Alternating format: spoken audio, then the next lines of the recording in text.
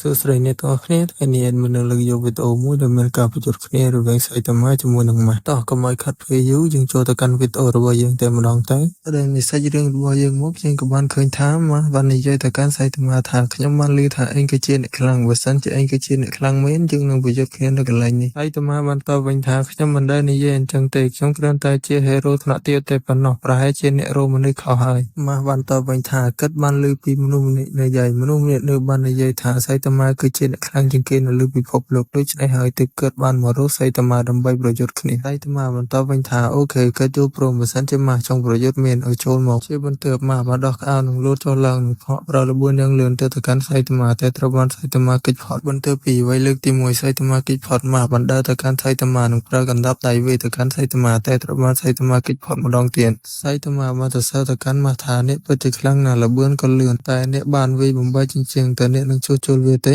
នឹងបន្តនិយាយទៀតថាការបំផ្លាញសម្ភារៈសាធារណៈគឺជាបទឧក្រិដ្ឋកម្មវាមិនល្អទេព្រមនោះម៉ាស់បានប្រើល្បឿនយ៉ាងលឿនហក់ទេចូលទៅកាន់សៃតាម៉ាប៉ុន្តែត្រូវបានសៃតាម៉ាចាប់ដៃជៀបនិងបន្តនិយាយទៅកាន់ម៉ាស់ថាកម្លាំងរបស់អ្នកមិនអាចប្រៀបធៀបនឹងខ្ញុំបាននោះទេបន្ទាប់មកក៏យកដៃដាក់ទៅលើថ្នះរបស់ម៉ាស់និងផ្ទើទៅធ្វើឲ្យម៉ាស់ប៉ើងត្រឋានណាបាត់ទៅដូច្នេះវីដេអូរបស់យើងក៏ចប់ត្រឹមតែប៉ុណ្ណឹងដូច្នេះហើយវីដេអូនេះអត់មានគ្រាន់តែធ្វើកំសាន្តលេងតែប៉ុណ្ណោះដូច្នេះហើយអ្នកទាំងអស់គ្នាកុំគិតថាអ្នកណាខ្លាំងជាងអ្នកនោះខ្លាំងជាងអីគ្នាគ្រាន់តែមើលកំសាន្តឲ្យសប្បាយៗទាំងអស់គ្នាទៅបានហើយជាចុងក្រោយក៏សូមអ្នកទាំងអស់គ្នាជួយចុច like និង subscribe ទៅកាន់ channel នេះមួយផងអរគុណទ្រព្យលេបាយបាយ